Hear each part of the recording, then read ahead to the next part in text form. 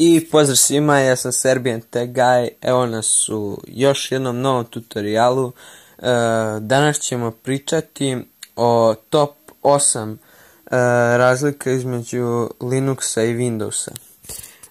Pa da krenemo. Prva razlika između Linuxa i Windowsa jeste instalacija aplikacija. Znači, Windows programi imaju svoje alate za instalaciju. Znači, dok je kod Linuxa stvar baš drugačija i praktičnija.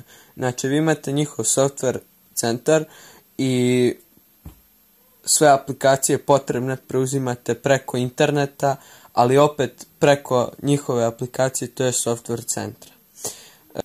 Druga razlika jesu velika i mala slova. Znači, na Windowsu skoro svi ste navikli da nazive datoteke, to jest imena datoteka, možete da pišete velikim ili malim slovima. I da pritom Windows operativni sistem ne razlikuje velika i mala slova. A na Linuxu, na primjer, pri kreiranju datoteke, Serbian Tech Guy, znači sve velikim slovima, i Serbian Tech Guy sve malim slovima, Linux će kreirati te dve datoteke, ali će ih smatrati različitim jer se u nazivu prve datoteke nalaze velika, a u nazivu druge mala slova. Stoga možete zaključiti da Linux razlikuje, znači, velika i mala slova. Treća razlika jeste deljenje particija. Znači, na Windowsu imate C particije, D particije. Na C particiji nalaze se sistemske datoteke, fajlovi, znači sve potrebno za rad operativnog sistema, neke informacije o korisniku i tako dalje. Znači, i C particiji može svako da pristupi i tim podacima, i ako želi da vam baš naudi, može da ih obriše i time vaš operativni sistem Windows neće moći da radi.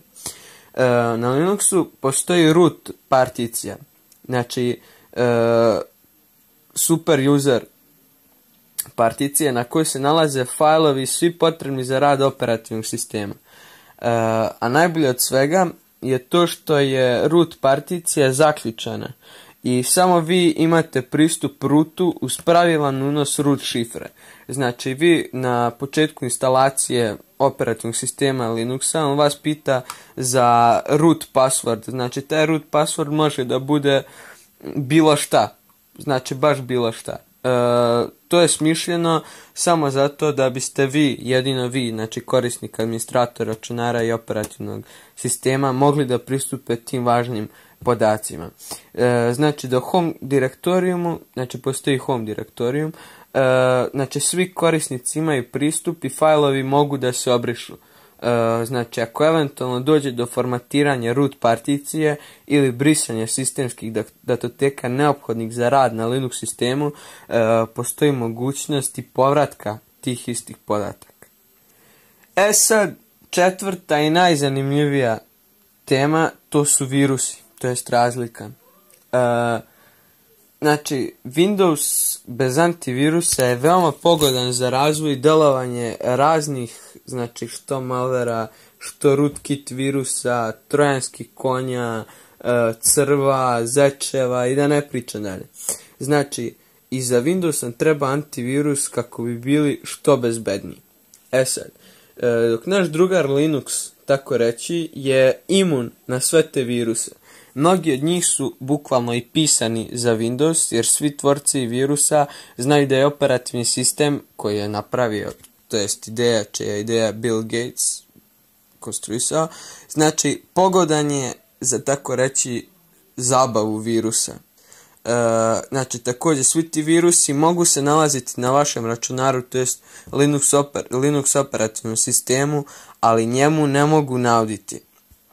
Znači, opet na Linuxu on vama neće reći da li, znači da ne možete da instalirate antiviruse, ali antivirus u stvari, mada neki korisnici antiviruse koriste jednostavno, znači iz prosto bezbednostnih razloga, da bi eventualno zaštitili LAN mrežu, znači i tako dalje.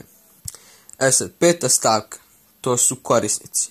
Znači, redovni korisnici Windowsa obično znači vise na Faceu, vrljaju po Pirate Bayu, znači ne bi li našli neku dobru pucačinu za njihovu mašinu, gledaju filmove na Filmoviziji, Putlokeru i tako dalje.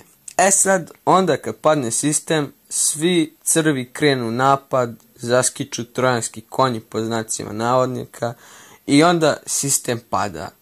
Vi ste u toj agoniji, znači svoj komp nosite kod 16-godišnjeg Zorana, Dragana, Milana, kako god hoćete, i molite ga da vam podigne sistem.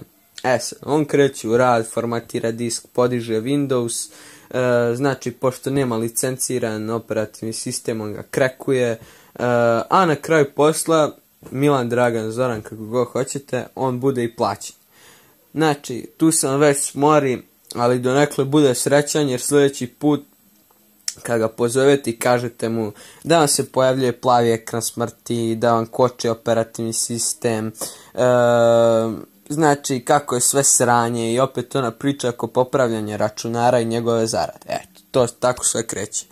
Zato ako vam je muka od svega toga, vi ste prava osoba za Linux. Znači, pazite šta vam kažem, pravi ste korisnik, znači vi trebate da koristite Linux.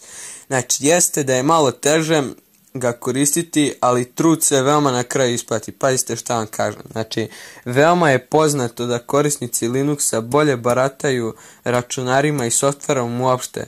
Znači, zato pređite na Linux i uživajte. Znači, što se tiče igrica, sve igrice možete igrati putem Windows kompilera za Linux koji se zove Wine.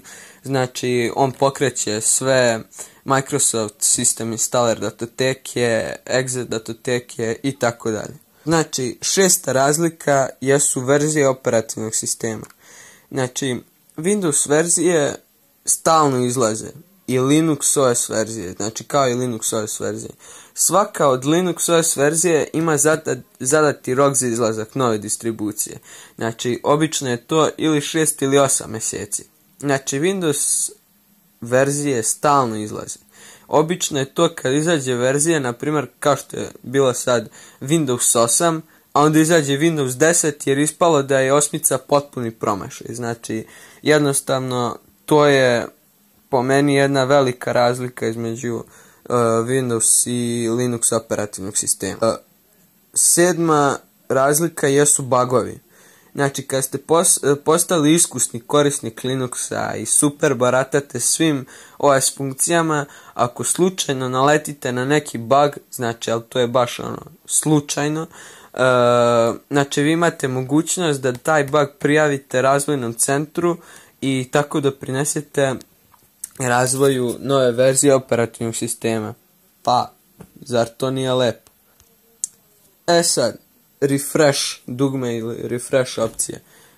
To je 8. razlika. Znači, prvo što će da vas začudi jeste da na desktopu, znači kada uradite desni klik vašeg miša, pomoću vašeg miša, znači vi vidite nema refresh opcije.